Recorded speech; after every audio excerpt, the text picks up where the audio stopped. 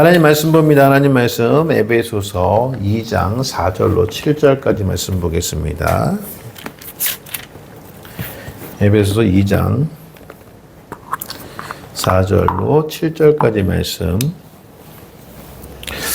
우리 함께 합독하겠습니다. 같이 보겠습니다. 긍휼이 풍성하신 하나님이 우리를 사랑하신 그 큰 사랑을 인하여 허물러 죽은 우리를 그리스도와 함께 살리셨고 너희는 은혜로 구원을 받은 것이라 또 함께 일으키사 그리스도 예수 안에서 함께 하늘에 앉히시니 이는 그리스도 예수 안에서 우리에게 자비하심으로써 그 은혜의 지극히 풍성함을 오는 여러 세대에 나타나려 하심이라. 아멘.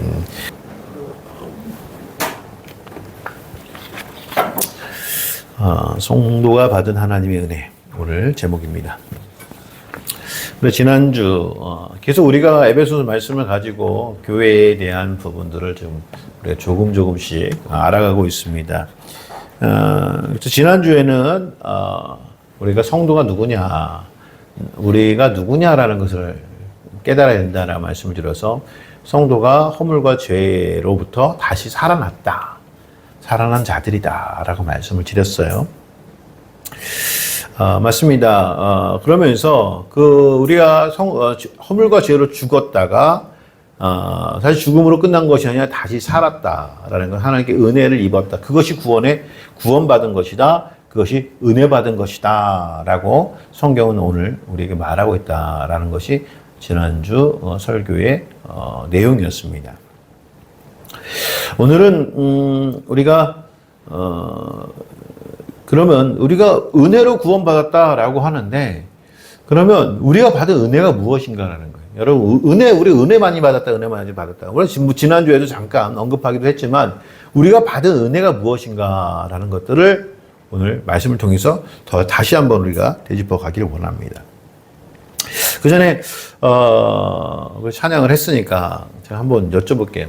성경 말씀에서 믿음이라는 것이죠. 믿음이라는 것이 성도가 가진 믿음이라는 것은 어떤 형태로 나타나는가? 뭐 이런 질문을 한다면, 혹은 시험 문제에 성도의 믿음의 모습은 어떤 형태로 나타납니까? 라고 했을 때 여러분 답을 어떻게 하시겠어요? 참고로 성경은 믿음이 있는 삶이라는 것은 어떤 삶이다라고 얘기를 할까요? 창세기부터 요한계시록까지 계속적으로 믿음은 이런 거야 라고 이렇게 알려주고 계시거든요. 분명히 제가 힌트를 드렸는데 분명히 찬양했다고. 믿음은 뭐다? 믿음이 좋다. 뭐 이런 말씀 하잖아. 저 사람 믿음 참 좋아. 그렇죠? 그러니까 믿음이 뭐가 좋은 거예요? 전혀 이렇게 뭐라고 그럴까요? 너무 많은 생각들을 지금 하시는 것 같아요. 조금 전에 여러분 찬양했잖아요. 뭐죠? 믿음은 순종이라고요. 순종이라고요. 여러분, 믿음 생활을 잘한다라는 것은 하나님 말씀에 순종을 잘한다라는 거예요. 그래서 아담과 하와가 왜 죄를 졌죠? 죄를 지었던 이유가 뭐죠? 순종하지 않았던 거예요. 그렇죠? 그래서 출애굽에서 보게 되면, 신명기 8장에 보게 되면 너희를 애굽에서 나오게 하시고 광야의 길을 걷게 하시면서 너희가 알지 못했던 떡을, 하늘에서 내려온 떡을 먹이시고 너희를 낮추시고 하신 이유가 무엇이다? 하나님 말씀에 순종하는지 안 하는지 알게 하려 하십니다. 그러니까 성경 말씀의 믿음 생활이라는 것은 계속적으로 하나님께서 순종하게 만들어가는 거예요.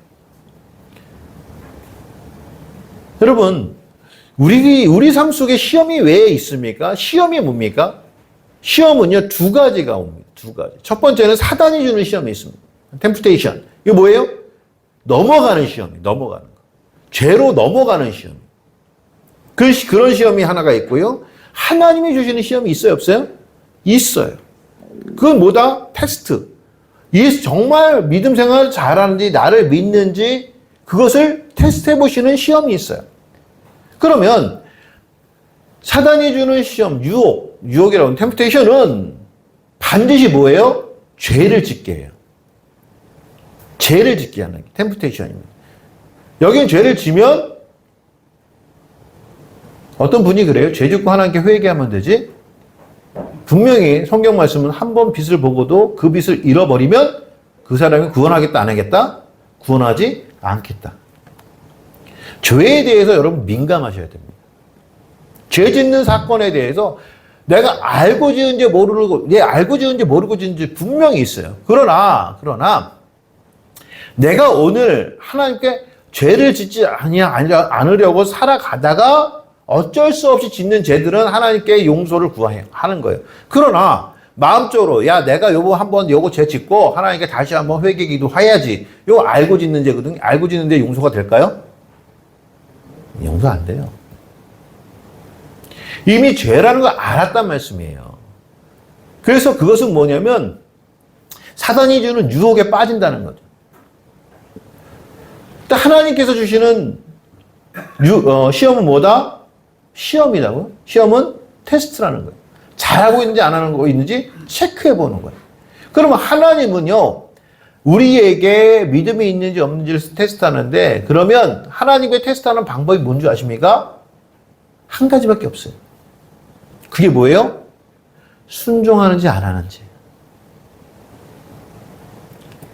성도에게 하나님의 테스트는 정말 우리가 믿음 가운데 순종하고 있는지 안 하고 있는지 여러 방면으로 테스트를 통하여 하나님께서 우리를 시험하신다는 말씀이에요. 그래서 순종이라는 단어가 사무엘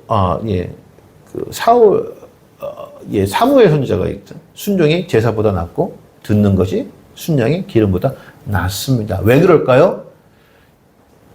제사는, 예배는 누가 드리는 거예요? 순종하는 자들이 드리는 거예요. 그래서 예배 드리는 행위가 중요한 것이 아니라 예배 드리는 내가 하나님 말씀에 순종한 자냐라는 거예요. 그래서 계속적으로 믿음은 순종을 요구하게 되는 겁니다. 예전에는 그렇다고 해서 목사가 인간적인 말을 하는데 순종하라는 그런 얘기는 아니고요. 여러분들이 주의 종에게 순종한다, 주의 종에게 순종한다라는 것은 주의 종이 성경적인 말씀을 선포할 때 그 말씀에 순종하는 것이지 인간적인 말씀에 순종하는 그건 아닙니다. 그건 아니고요. 주의 종이 하나님 말씀을 선포할 때에 그 말씀에 순종하는 삶을 이야기하는 겁니다. 그래서 성도는 순종을 배우고 순종을 훈련하고 마침내 순종하게 되어지는 자가 된다라는 것이 성경에 나타나는 믿음의 모습들이에요. 자, 그런 성도들, 즉 다시 말씀해 은혜는 오늘 누구에게 주어지냐면 그런 성도들에게 주어진다는 말씀이에요. 제가 전제가 성도가 받은 은혜라고 말씀드렸잖아요. 그러면 하나님의 은혜는 누가 받냐면 성도가 받는 겁니다. 세상 사람이 받는 것 아닙니다. 그렇죠? 그래서 제가 말씀드리는 것은 제가 성탄절에 그런 말씀을 많이 드리잖아요. 하늘에는 영광이요, 땅에는 평화가 아니죠. 땅에는 하나님이 기뻐하심을 받은 자에게 평화로다라고. 그러니까 세상의 평화가 아니에요. 예수님이 이 땅에서 세상의 평화를 가지고 오신 분이 아니란 말씀이에요. 예수님은 세상을 심판하러 오셨어요. 그러면 예수님의 평화, 하늘의 평화를 누리는 자들은 누구예요? 하나님께 기뻐하심을 받은 자들에게 평화란 말씀이에요.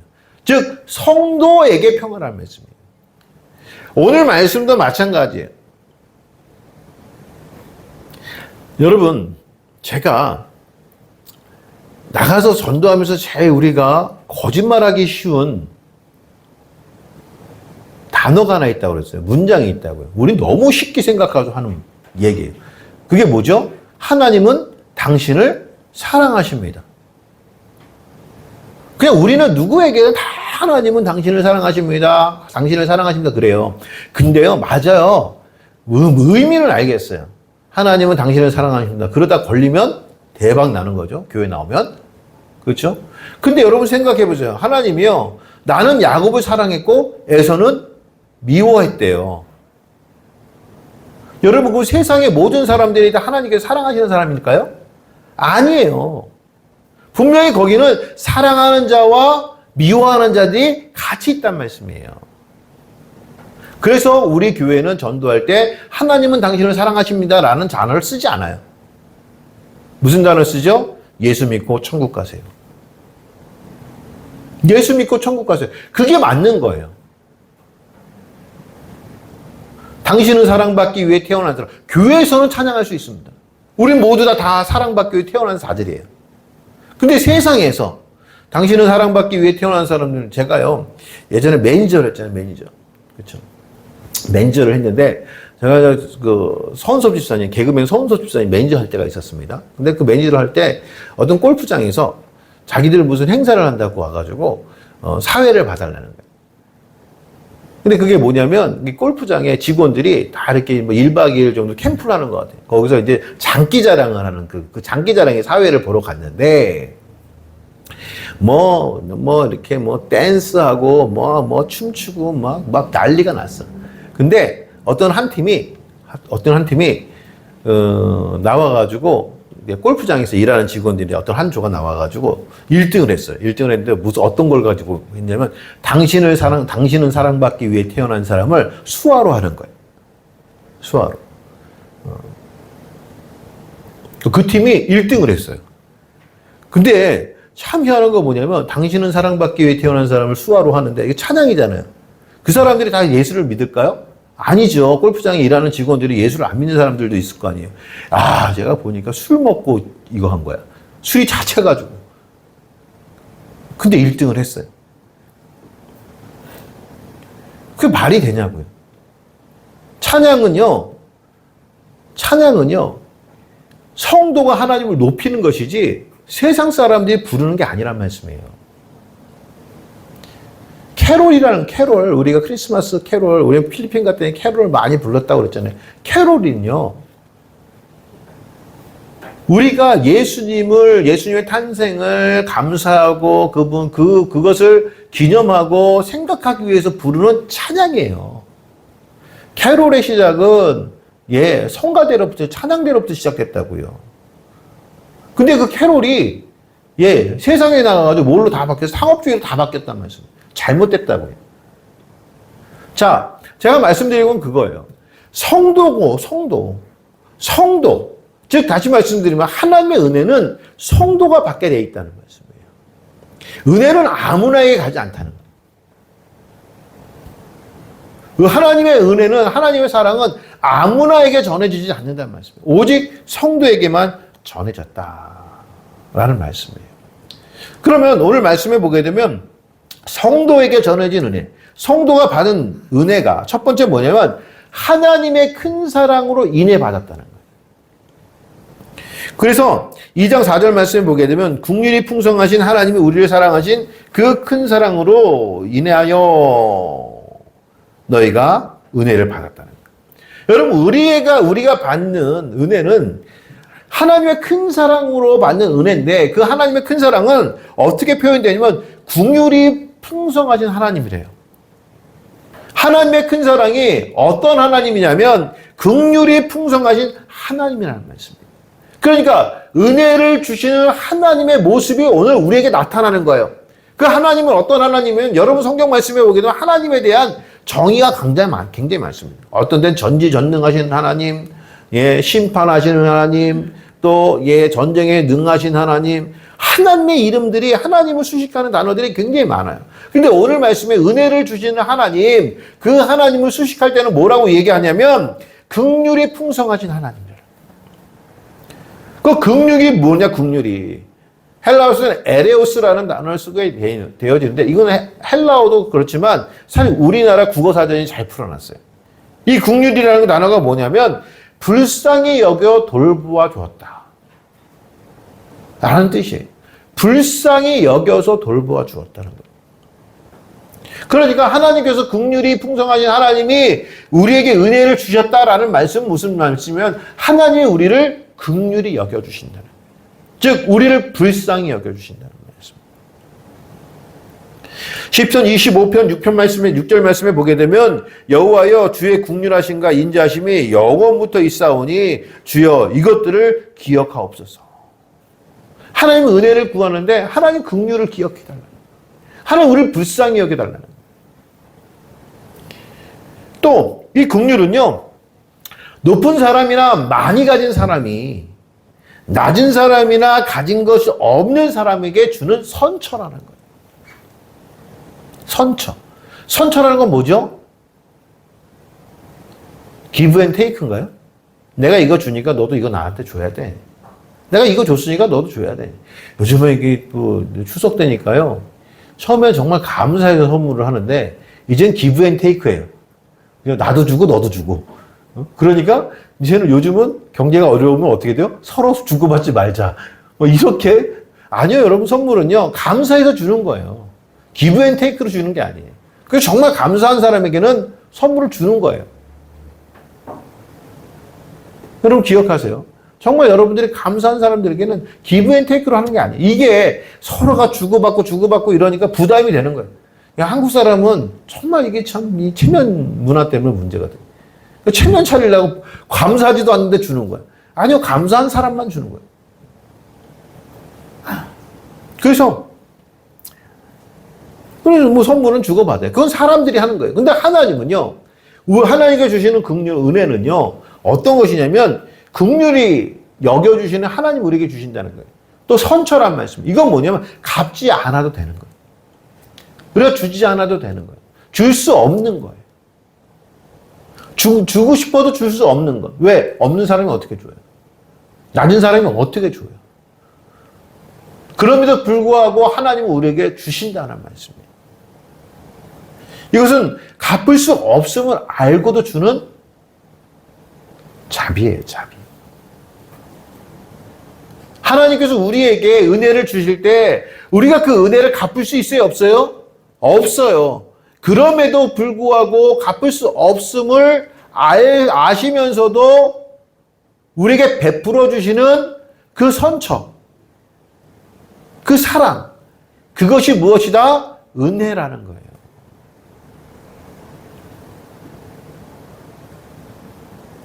그럼 하나님께서 우리에게 은혜를 주실 때에 우리가 은혜 안에 산다, 은혜 안에 산다 라고 하는 그 단어의 뜻은 무엇이냐면 하나님께서 내가 갚을 수 없을 정도의 은혜를 주셨으면 그 은혜를 느끼며 살아가라는 말씀이에요.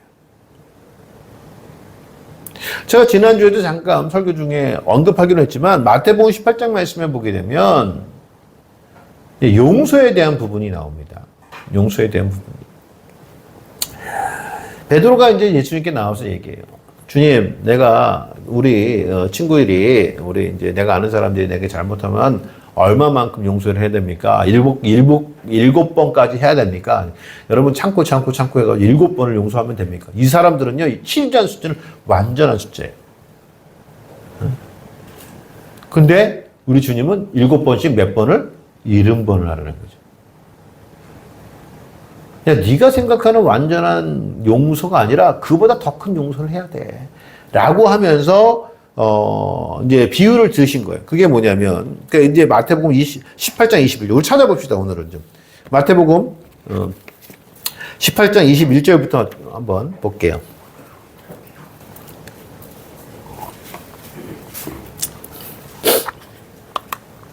뭐 천천히 우리 보면서 주의하면서 봅시다.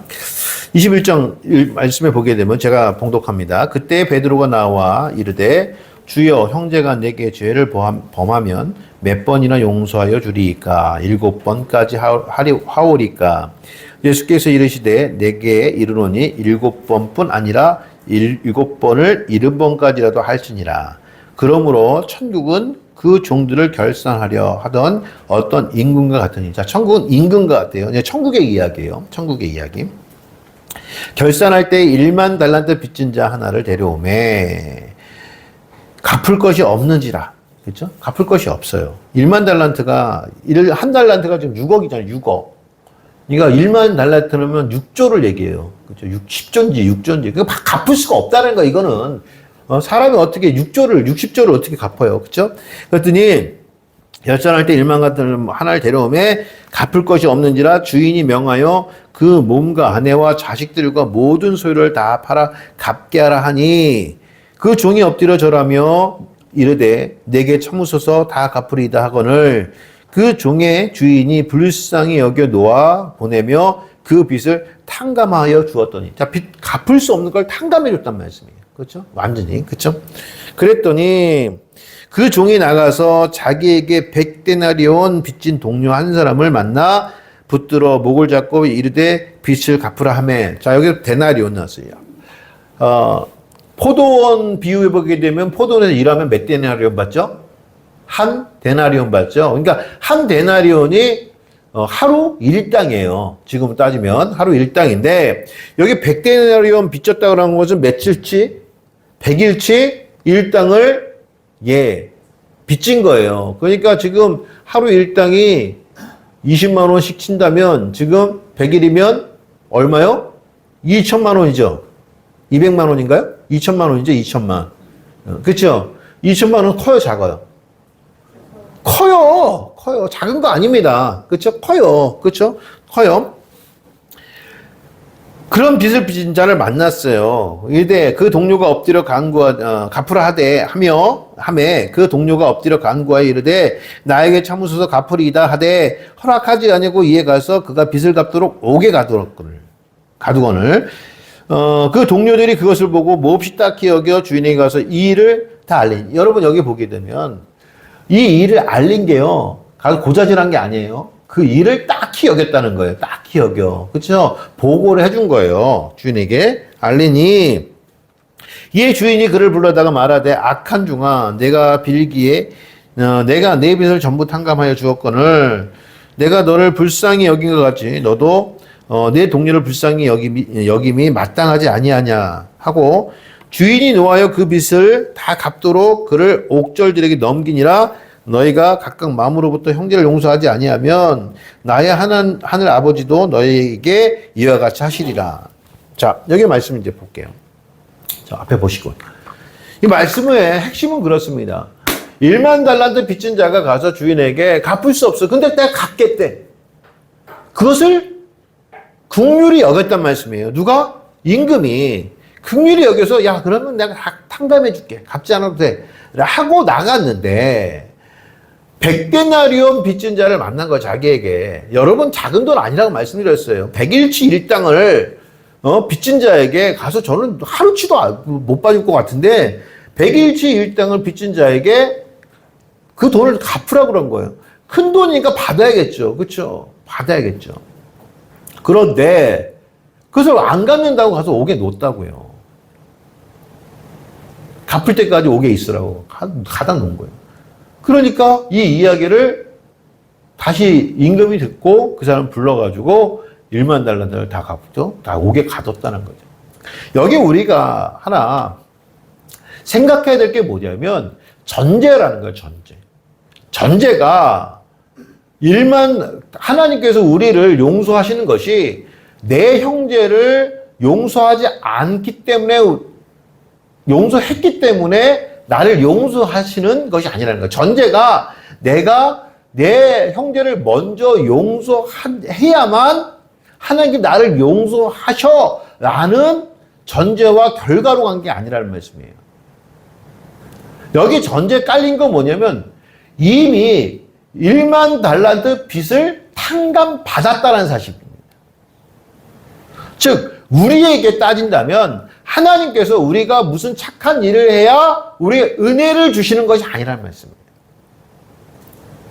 전제는 이미 우리는 하나님의 은혜를 받은 자라는 거예요.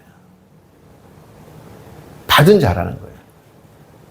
그래서 우리가 하나님의 은혜를 받은 자처럼 살아가야 되는데 그렇게 살지 않으면 하나님께서 용서하지 않는다는 거예요. 자, 용서하고 용서하지 않고 뒷변을 두고 하나님의, 저는 이걸 얘기하려고 그래요. 전제라는 것을 얘기하려고 해요. 하나님께서 우리에게 은혜를 주시는 것은 우리가 하나님 앞에 무엇인가 잘해서 주시는 은혜가 아니란 말씀이에요. 우리가 하나님 앞에 봉사를 열심히 해서 받는 은혜가 아니란 말씀이에요. 선교 활동을 열심히 해서 받는 은혜가 아니란 말씀이에요. 아유, 제가 선교를 자주 나가잖아요. 나가는데 꼭 딴지를 거시고 비꼬시는 분들이 계셔. 아니, 무슨 작은 교회 목사가 그래 선교를 잘 나가. 뭘 하나님께 더 바랄 게 있다고. 여러분 생각해 보세요. 우리 교회가 작지만 가서 선교를 하고 하는 것이 무엇인가 선교를 하고 나서 갔다 오면 무엇인가 하나님께 우리에게 주시는 대가가 있기 때문에 하는 게 아니란 말씀이에요. 물론 대가가 있더라고요. 그런데 우리가 그걸 전제함으로 선교를 나가는 게 아니에요. 여러분 그거에 대해서 오해하지 마세요. 우리가 선교를 나가고 봉사를 하고 헌신을 하는 이유는 이미 하나님께서 우리에게 은혜를 주셨기 때문에 그거에 감사하여 그 삶을 살아가는 거예요. 1만 달란트 빚진 자가 탕감 받아가지고 그 삶의 기쁨을, 그 탕감의 기쁨을 알고 은혜의 기쁨을 알았다면 100데나리온 빚진 자를 그냥 탕감해 줄 수 있는데 그 은혜를 모르는 자들은 탕감해 주지 않더란 얘기예요. 하나님께 이미 은혜를 받았는데 내가 헌신하고 봉사하고 싶은 마음이 생기지 않는다면 위험한 믿음이라고.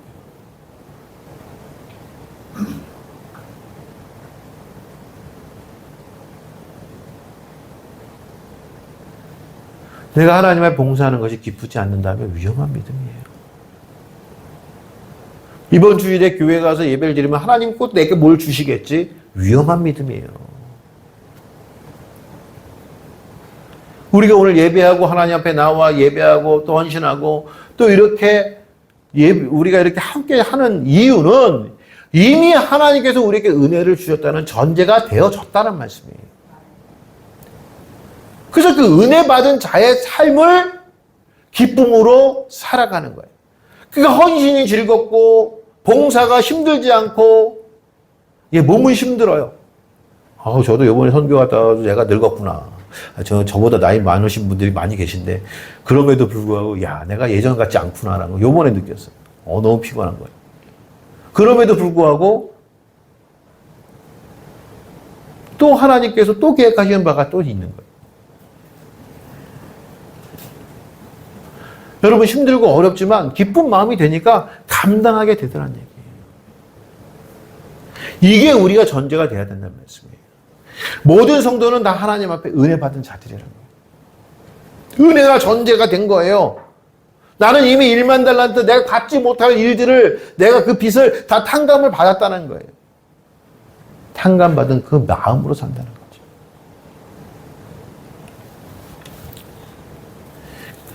그것이 하나님이 우리에게 주신 사랑이고 은혜라는 거예요. 두 번째는요, 그 은혜가 무엇이냐? 그리스도와 함께 살리시고 그리스도 안에서 함께 하늘에 앉히셨다는 거예요. 여러분, 그리스도와 함께 살리셨다. 우리 지난주 설교 요약이죠. 그렇죠? 지난주 설교에 그렇죠? 우리가 허물과 죄로 죽어야 되는데 허물과 죄에서 우리를 다시 살리셨다 말씀을 드렸잖아요. 그렇죠? 그래서 갈라디아서 2장 20절 말씀을 전했어요. 내가 그리스도와 함께 십자가에 못 박혔나니 그런즉 이제는 내가 사는 것이 아니라 오직 내 안에 그리스도께서 사시는 것이라. 이제 내가 육체 가운데 사는 것은 나를 사랑하사 나를 위하여 자기를 버리신 하나님 아들을 믿는 믿음 안에서. 그러니까 하나님 아들을 믿는 믿음 안에 산다는 건 뭐예요? 예수 그리스도 때문에 순종하겠다는 거예요. 순종하는 삶을 산다는 거예요.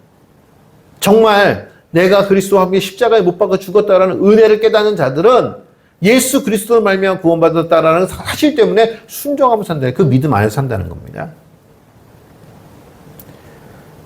그래서 예수 그리스도의 십자가의 죽음에는 우리의 죄와 허물의 죽음까지도 같이 있다라는 말씀을 드렸어요. 그렇죠? 그리고 이제는 내가 산 것이 아니라 내 안에 그리스도께서 사신 것이다. 뭐예요? 일체가 된다는 거예요.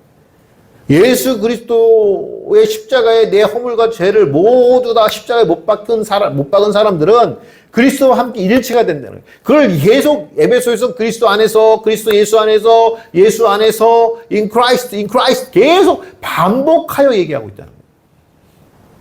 같이 사는 삶. 예수와 같이 사는 삶. 예수와 떨어진 삶이 아니에요. 교회 오면 예수님 만나고 나는 세상 나가면 예수님 없는 사람, 그런 삶이 아니라 우리는 세상에 나가서 예수 그리스도와 함께 다니는 사람들이라는 거예요. 여러분, 그러면 생각해 봅시다. 그럼 우리가 예수 그리스도와 함께 산다는 것을, 세상에 나가서 내가 다니는 대로, 다니고 싶은 대로 다니면 예수님이 졸졸졸졸 따라다니는 그런 것을 얘기할까요? 아니면 예수님께서 가고자 하는 곳으로 우리가 따라가는 것을 얘기할까요?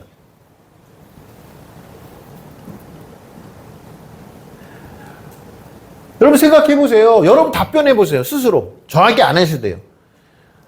여러분, 우리가 예수 그리스도와 동행한다라는 그런 전제가 내가 세상에 나가서 막 다니면 예수님이 나 때문에 졸졸졸 따라다니면서 어떤 뒤처리 하시려고 따라다니는 그런 예수님이신지, 아니면 예수님께서 하고자 하시는 일에 내가 동참해 가는 것인지.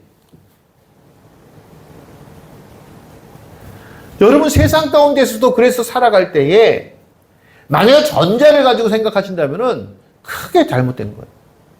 그런 분들은 어떤 기도를 하냐면 주시옵소서. 주시옵소서. 안 되면 어찌하여. 그런 기도가 된다는 거예요. 그런데 후자, 예수님이 계획하신 곳에 따라가는 자들은 항상 감사해요. 항상 감사해요. 여러분, 일이 안 될 때 짜증난다? 왜 짜증이 날까요? 내가 하고 싶은 대로 안 되니까 짜증이 나는 거예요. 그걸 주님 앞에 맡겨놓으면요, 주님께서 하시겠지. 주님의 뜻이겠지. 이게 되는데, 안 되면, 이게 왜 안 돼? 이걸 내가 해야 되는데, 이게 왜 안 되는 거야? 하나님 뭐 하시는 거야? 이건 전자의 믿음이라고, 전자의 믿음. 그러니까 우리는 믿음이 좋다. 좋은 믿음 가져야 된다. 저 큰 믿음 가져야 된다는 건 뭐냐면, 안 돼도요, 그냥, 주님께서 알아서 하시겠지. 주님께서 뜨시겠지. 안 되는 게 맞는 것 같아. 하나님 뜻 같아. 이렇게 내려놓을 수 있는 건, 이거 여러분 아무것도 아닌 것 같죠? 이게 큰 거예요. 하나님 그것을 만들어 가시겠다는 거예요, 성도에게.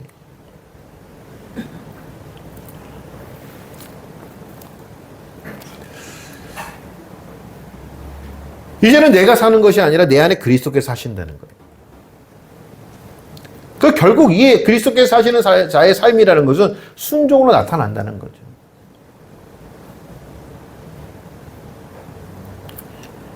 그래서 예수님께서 말씀하신 거, 요한복음 말씀이에요. 나는 포도나무요, 너희는 가지다.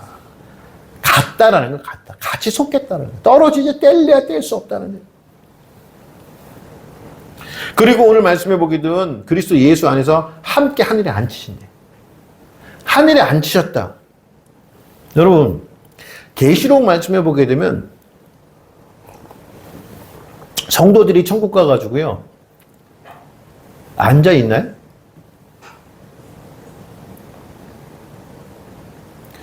천국의 예배를 보게 되면, 요한계시록 한번 보세요. 4장 5장 말씀에 천상 예배가 쭉 나오거든요. 4장 5장 말씀은 그들이 서서 예배를 드려요. 앉은 사람이 없어요. 근데요, 그 가운데 앉은 사람들이 있더란 얘기예요. 그렇죠? 앉은 사람이 있어요. 마태복음 19장 말씀에 보게 되면 한 부자 청년이 나타납니다. 부자 청년이 예수님께 나와서 이렇게 묻습니다. 예수님, 내가 어릴 때부터 계명을 다 지켰는데, 내가 무엇을 해야 천국에 가리까? 라고 했게요. 그때 예수님께서 네가 계명 알지 않냐? 계명 잘 지켜라. 그랬더니 그 부자 청년이 내가 어릴 때부터 계명 지켰대. 여러분, 여기 이것을 오해하시면 안 됩니다. 예수님께 내 믿음을 자랑하러 나왔다? 자랑하러 나온 게 아니고요. 이 사람은 뭐냐면 내가 어릴 때부터 계명을 다 지켰는데도 불구하고 천국의 문제가 해결되지 않았던 거예요. 내가 또 뭘 해야 되지? 내가 지금 계명을 어릴 때부터 다 지켰는데 내가 지금도 천국 갈 때는 확신이 없는 거야. 내가 또 뭘 해야지? 뭐가 필요한 거죠? 은혜가 필요한 거예요. 여러분, 은혜 없이 신앙생활하는 사람이 얼마나 많은 줄 아십니까? 나는 계명을 너무너무 잘 지켜. 나는 교회도 열심히 나가. 봉사도 열심히 해. 나는 뭐 새벽 기도도 해. 뭘 해. 다 해.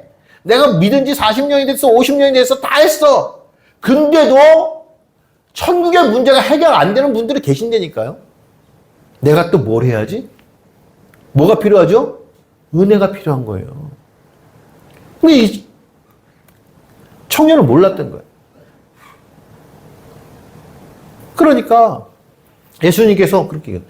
내게 부족한 것이 하나 있으니까 내가 그거 알려줄게. 그게 뭐냐면 너 모든 것 다 버리고 나를 따라. 여러분 생각해 보세요.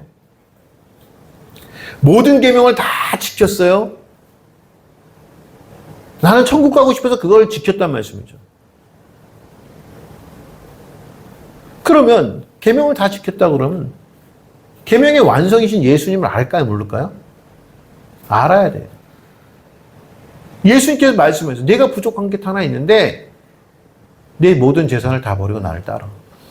그러면 정말 계명을 알고 계명을 지키고 은혜를 받은 자들은 버리고 따를 수 있어요. 그런데 이 청년이 돌아가요. 근데 청년이 돌아갈 때에 성경은 이렇게 해요. 그가 재산이 많음으로 돌아갔다고 할게요. 여러분, 그 청년의 목적은 뭔지 아십니까? 하나님 믿었던 목적은 뭔지 아십니까? 돈 버는 일이었어요. 돈 버는 일이었어요. 그러니까 그걸 놓지 못하는 거예요.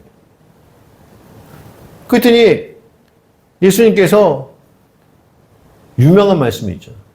부자가 천국에 들어가기가 낙타가 바늘기 들어가는 것보다 어렵다. 그러면 여러분, 바늘기 들어가는 낙타 있습니까? 이건 불가능을 얘기한 거예요. 즉 주인이 물길이 되면 못 가요.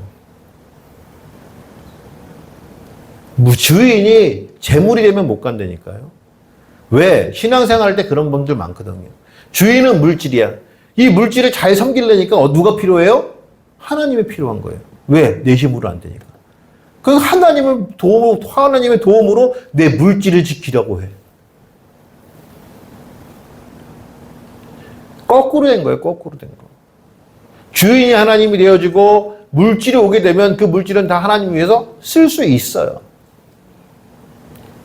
근데 그게 거꾸로 되면요, 절대 그게 안 돼요. 부자 청년처럼, 부자 청년이 여러분,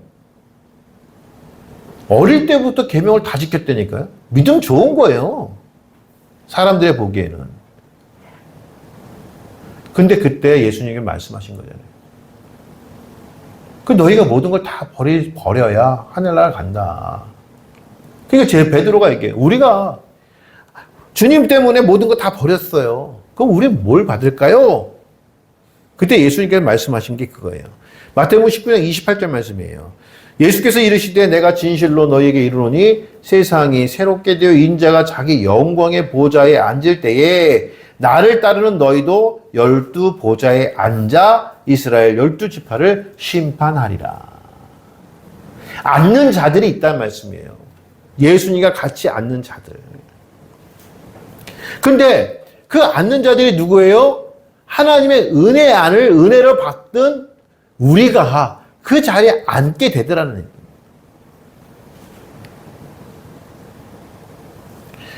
사랑하는 성도 여러분, 그래서 우리가 다시 사는 것으로 끝난 게 아니라 다시 살고 보호자에 앉는 것. 이것까지도 어디에 있을 때? 예수 그리스도 안에 있을 때 가능하다는 거예요. 예수 그리스도 안에 있을 때는 뭐예요? 은혜로 살아갈 때. 내 전부가 예수 그리스도가 될 때에 천국으로 가는 것은 뿐만 아니라 예수님과 함께 보호자에 앉을 수 있는 그런 믿음의 사람들이 된다는 말씀이죠. 디모데후서 2장 10절 말씀에 이렇게 기록이 되어 있습니다. 그러므로 내가 택함 받은 자들을 위하여 모든 것은 참음은 그들도 그리스도 예수 안에 있는 구원을 영원한 영광과 함께 받게 하려 합니다. 미쁘다 이 말이요. 우리가 주와 함께 죽으면 또한 함께 살 것이요. 참으면 또한 함께 왕노릇할 것이요. 우리가 주를 부인하면 주도 우리를 부인하실 것이라. 자, 이 말씀 무슨 말씀이에요? 여러분 신앙생활 하다 보면요. 하나님 은혜 받은 자로 이 땅에 살아가다 보면 수많은 어려움이 온다는 거예요. 하나님 백성이기 때문에 이 땅에 살아가는데 참 부족함이 많다는 거예요. 아, 한국 사람이니까 필리핀 가니까 불편하게 여간 많은 게 아니에요. 가고 싶어도 내 마음대로 가지 못하고요. 무슨 운전을 하고 싶어도 제가 내 마음대로 못하고요. 밥을 먹고 싶어도 내가 먹고 싶은 거 못 먹고요. 아, 불편해. 근데 참으라는 거예요. 아, 꼭 선교 가면요. 꼭 있어요. 잠자리 불편해요. 이거 없어요. 불편한 게 당연한 거예요. 여러분, 근데 참아야 된다고. 신앙은 참는 거라고.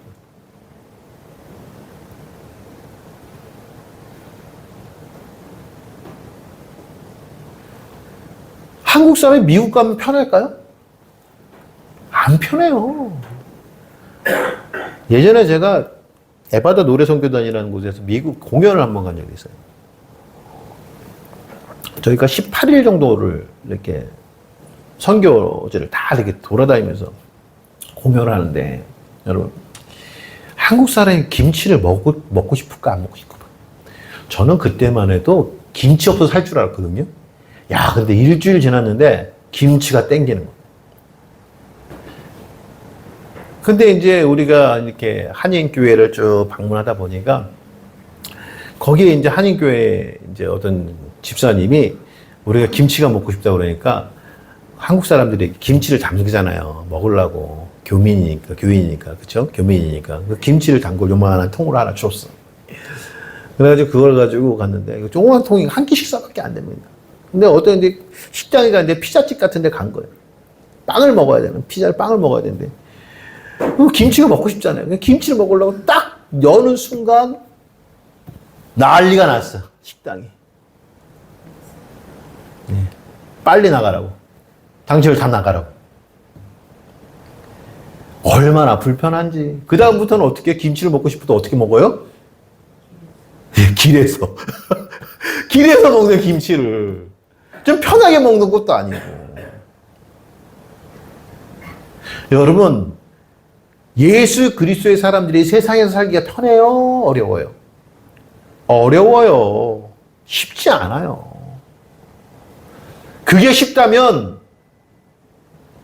좀 생각해 보셔야 돼요. 내가 세상 살면서 내가 해야 하지 못할, 하고 싶어도 해야 되지 못할 것들이 얼마나 많은지 아십니까? 내가 참고 넘어가야 될 게 얼마나 많은지 아십니까? 견뎌야 될 게 얼마나 많은지 아십니까? 그 남들처럼 다 하고 살 수가 없어요. 그래서 참는 거예요. 왜요? 은혜 받은 자들이 참는 거예요. 그리스도 예수 안에서 사는 자들은 참을 수 있다는 말씀이에요. 이제 참으세요. 세상에 살아갈 때 내가 불편하게 있다면 참으세요. 내가 좀 뭐라고 그럴까요? 이게 좀 참으세요. 전라도 말로는 거시기 참으세요. 거시기 하면 참으세요. 참으세요. 그게 은혜 입은 자들이라고요. 오늘 우리 장로님이 어저께 어떤 일이 있었는지, 예, 그 말씀 중에 옛날 같으면 그냥 한번 그냥 뒤집을 텐데 잘 참으신 거예요. 잘 참으셨어요. 나머지 하나님이 다 허락하시고 하나님 다 해결하시고. 사랑하는 성도 여러분, 그게 예수 안에서 은혜 받은 자의 삶인 거예요. 그렇게 살아가는 겁니다.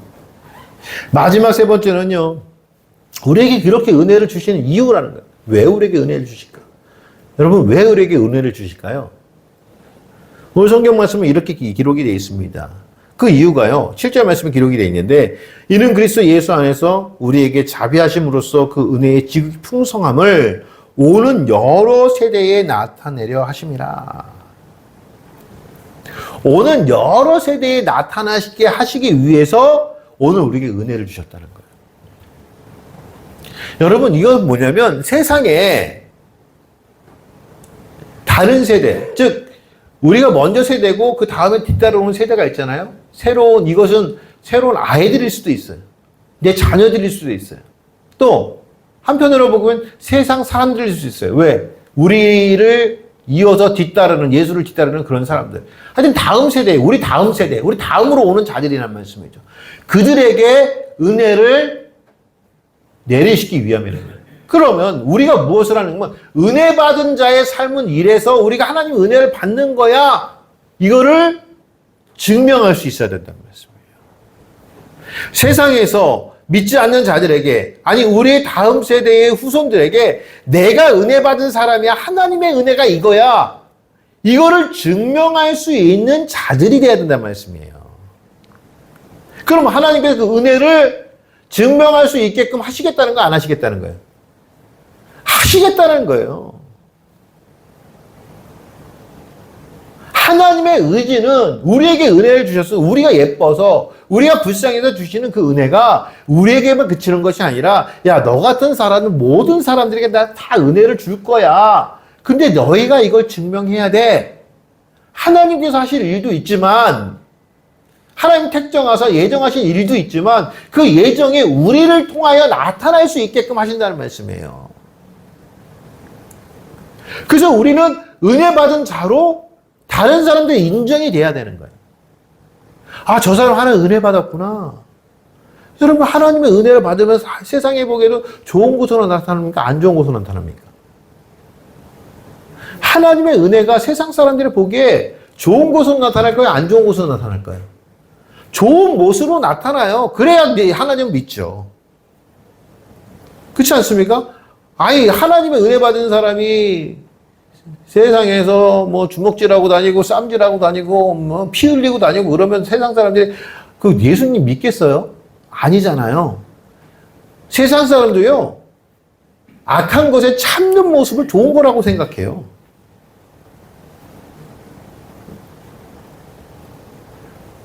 뭐 성격대로 하는 것을 세상에 뭐 성격대로 막 하고 뭐 내가 승질이 있으니까 얘 한 방 붙자, 그런 걸 좋다고 생각하는 사람, 세상 사람은 없다고요. 참는 것이 미덕이라고 얘기하잖아요. 뭐 참으리 3번이면 무엇을 면한다? 살인을 면한다. 이런 이야기들이 왜 있겠어요? 참는 것을 미덕으로 안 되니까요. 근데 성도들은 참을 수 있는 자들이에요. 은혜를 받았기 때문에. 그게 세상적으로 아름답게 나타난다는 말씀이에요. 그래서 그 모습을 보고 세상이 온다라는 거예요. 참는 거야, 참는 거. 여러분, 그래서요, 분명한 것은 하나님은 우리를 모델 삼으시겠다는, 샘플 삼으시겠다는 거예요. 우리를 샘플 삼아서 세상 사람들이 너희 때문에 하나님 앞으로 나올 수 있도록 하나님이 일하시겠다는 거예요.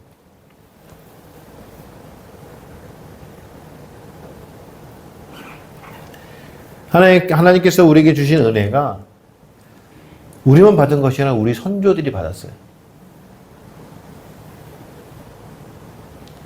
또 우리가 은혜를 받고 우리 후손들이 그 은혜를 받는 것을 얘기해요. 우리 처가 얘기를 제가 해서 죄송하지만 우리 처갓집은 뭐 거짓말할 수가 없잖아요. 뭐 불교를 열심히 섬기셨던 그런 가족들이었습니다. 정말. 근데 우리 이제 처형 큰 언니가 제일 먼저 교회에 나가기 시작했대요. 근데 그 처의 할아버지께서 그래요. 할아버지가 허락지 않으면은 교회를 나갈 수 없는 상황인데 그렇게 얘기하셨대요. 야, 교회 가서 나쁜 짓 하는 건 아니니까 나가도 된다라고 해가지고, 그 이제 언니가 나가니까 동생들이 나가고 그래가지고 믿음이 시작이 된 거예요. 죄송하지만 지금은 거의 다 교회를 다니시는 것 같아요. 정말. 근데 여기 하나 있어요. 교회에 나가는 사람이 그 당시에 좋게 보이셨으니까 허락하신 거잖아요. 교회 나가면 좋은 나쁜 일 하겠냐? 나쁜 일 안 하더라. 좋은 일 하더라. 가서 괜찮아. 이게 돼야 되는데 요즘은 교회 다닌다면 다 나쁜 놈이야. 뭐가 바뀌었어요? 사람이 바뀌었나요? 교회가 바뀌었나요? 성경이 바뀌었나요? 뭐가 바뀌었죠? 하나가 바뀌었어요. 뭐가 바뀌었어요? 성경을 해석하는 사람들이 바뀌었어요. 여러분, 저는 그걸 얘기하는 거예요. 하나님은 우리가 세상에서 하나님 백성으로 은혜 받은 자로 칭찬받기를 원하는데 우리가 그렇게 살지 못한다면 참 안타깝지 않을까요? 또 하나님은 우리를 바라보고 다른 세대들, 후에 여러 세대들이 그렇게 올 거라는 거예요. 그럼 우리는 보여주는 삶을 살아야 되잖아요. 가식적으로도 보여주는 삶을 살아야 될 거 아닙니까? 가식이 안 되겠지만. 사랑하는 성도 여러분, 그 삶을 원하시는 거예요. 고린도후서 5장 20절 말씀에 보게 되면 이렇게 기록이 되어 있습니다. 그러므로 우리가 그리스도를 대신하여 사신이 되자는 거예요. 그리스도를 대신하여 사신이 되자는 거죠. 사신이 되어 하나님이 우리를 통하여 너희를 권면하신 것 같이 그리스도를 대신하여 간청하노니 너희는 하나님과 화목하라. 하나님이 죄를 알고도 못하신 일을 우리를 대신하여 죄로 삼으신 것은 우리로 하여금 그 안에서 하나님의 의가 되게 하려 하심이라. 하나님 우리 구원하신 목적이 뭐냐면 너희를 통해서 하나님의 구원하심 보여주겠다는 거예요. 세상에. 믿지 않는 자들에게 너희를 통하여 하나님께서 세상을 사랑하시고 우리를 사랑하시고 하나님의 성도를 사랑하셔서 이렇게 구원하는 거야 라는 걸 보여주시겠다는 거예요. 그러니까 그렇게 살라는 거예요. 이사야서 60장 1절 말씀을 보게 되면 1절 1이야. 일어나라 빛을 발하라. 이는 내 빛이 이르렀고 여호와의 영광이 내 위에 임하였습니다. 보라 어둠이 땅을 덮을 것이며 캄캄함이 만민을 가르느니 오직 여호와께서 내 위에 임하실 것이며 그 영광이 내 위에 나타나리니 나라들은 내 빛으로 왕들은 비치는 내 광명으로 나오리라. 교회의 확장의 비밀입니다.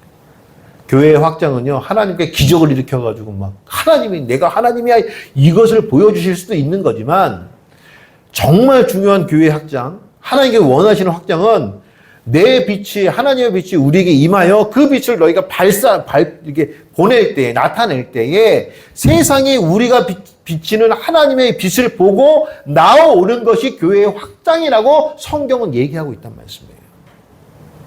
그만큼 성도의 삶이 중요한 거예요. 사랑하는 성도 여러분, 하나님의 은혜는 그치지 않아요. 언제까지? 주님 오시는 날까지. 우리에게 주셨던 하나님의 은혜는 그냥 한 번으로 그치는 은혜가 아니에요. 오늘도 우리는 하나님의 은혜 안에 있어요. 예수 그리스도와 연합하여 하나가 되어진 우리 안에 하나님의 은혜는 계속하여 있단 말씀이에요. 먼저는 우리가 은혜 받은 자들입니다. 그럼 그거 아셔야 돼요. 이미 하나님은 우리에게 은혜를 주고 계셔요. 그걸 하나님 원하시는 건 무엇이냐면 그 은혜 받은 자가 은혜 받은 자의 삶을 살기를 원해요.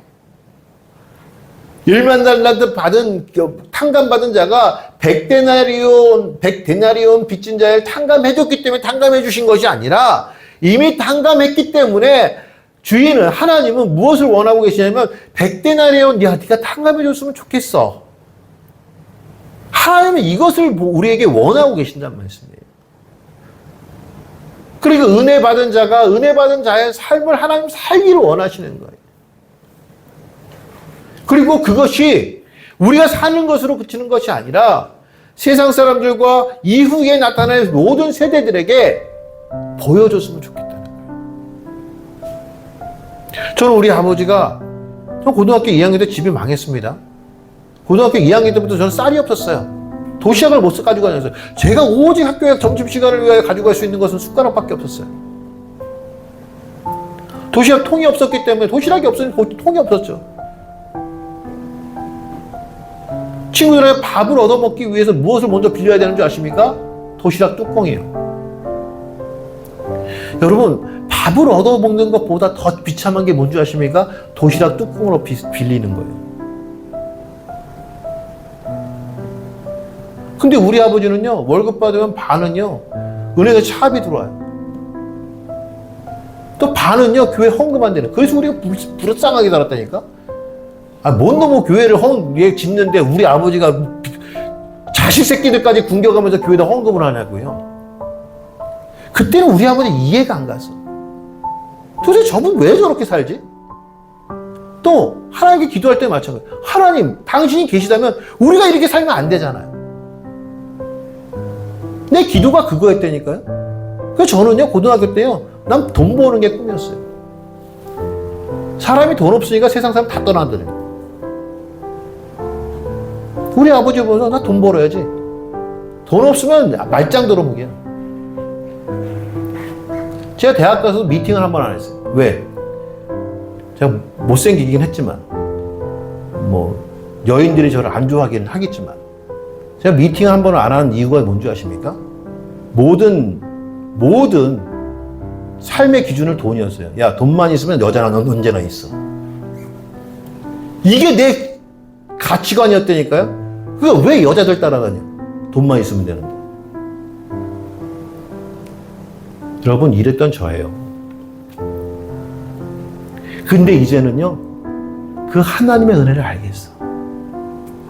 우리 아버지가 왜 그렇게 했는지 알겠어. 그게 이해가 되더란 얘기예요. 그게 맞다고 생각하더란 얘기예요. 내가 성경을 알고 하나님을 알고 하나님의 은혜를 알고 하나님의 은혜 입은 바를 내가 알다 보니까 그게 이제는 이해가 되더란 얘기예요. 사랑하는 성도 여러분, 제 얘기를 하자면 저처럼 살라고 그런 말씀을 드리는 건 아닙니다.